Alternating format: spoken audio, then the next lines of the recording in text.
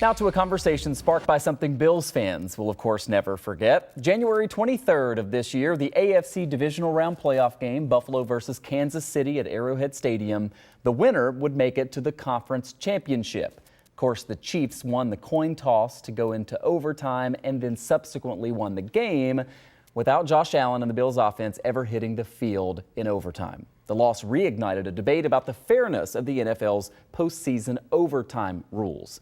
Here to talk about it and the chance of some change is our Channel 2 Bills and NFL insider Vic Carucci. Vic, great to see you. So the NFL Competition Committee set to meet in Indianapolis this week because they have the scouting combine. I'll ask you about that in a moment. But among the things up for discussion, it seems, is a possible change to the overtime rule. I first want to show our viewers, as if people watching this don't already know, but when you go into overtime, you obviously have a coin toss that's held at the start there to see who's going to get first possession. 10-minute periods until there's a winner when it's, in the postseason. The winning team of the coin toss almost always takes the ball, and then the hope is that you're going to get a touchdown because then it's game over. Otherwise, each team gets at least one possession and it goes to sudden death. What do you think about the chances, Vic, that anything is going to come out of these meetings this week? It's my understanding that even if there's support for this, we wouldn't get a final decision until later on. But what are you hearing from your sources?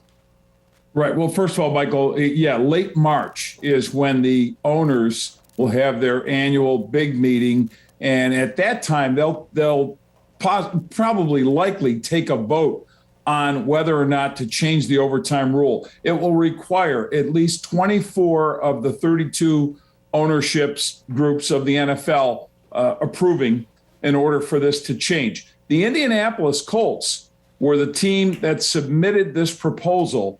So once it's submitted, it does get the consideration of the competition committee. And then from there, as I said, it gets presented in a revised form or whatever to the owners. What I expect is the proposal is that each team would get one opportunity to have the ball, no matter what, even if you score a touchdown, the team that wins the coin toss. And there was an overwhelming sense that this is just unfair and that the Chiefs-Bills game left people so flat because they didn't, in a great back and forth game during regulation, they didn't get to see Josh Allen and the Bills offense have their turn. So I don't know if that alone will sway the opinions, but I know multiple teams besides the Colts, the Bills, the Chiefs, others feel the same way.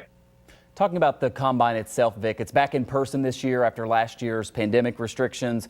We're going to hear from GMs and coaches over the next couple of days, prospects at the end of the week. What are the Bills looking for in Indianapolis this week?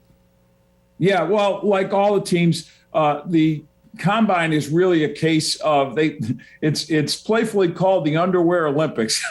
Players t-shirts, shorts, and going through the various drills, running a 40-yard dash and agility drills, jumping and so forth. And yes, quarterbacks and receivers will run routes, they'll throw them, but it's not a football event as much as an athletic event. The Bills will be looking, as the other teams are, at what these players show from an athletic standpoint, the ones who choose to participate. They'll check the medical records of all the players. That's the big thing, probably the biggest gain from this. And then there's the chances to talk with prospects, get to know them a little more. Position-wise, I think the Bills go into this draft, and we'll use this as this combine as part of the information gathering, focused on probably helping their secondary, maybe looking at a cornerback, possibly a safety, and then the defensive line. I know there'll be a clamoring for people who want to see them get a receiver, get an offensive target. I don't think the Bills need the help on that side of the ball. I think they did pretty well there. The issues with this team, the reason they didn't get to the Super Bowl this year,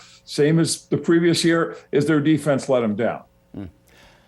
Be fun to watch this week, and then also, of course, following this toward the end of the month to see if there are going to be any changes to those overtime rules. Vic Carucci is our NFL and Bills insider here at Channel 2. Vic, great to see you. Thanks for your time.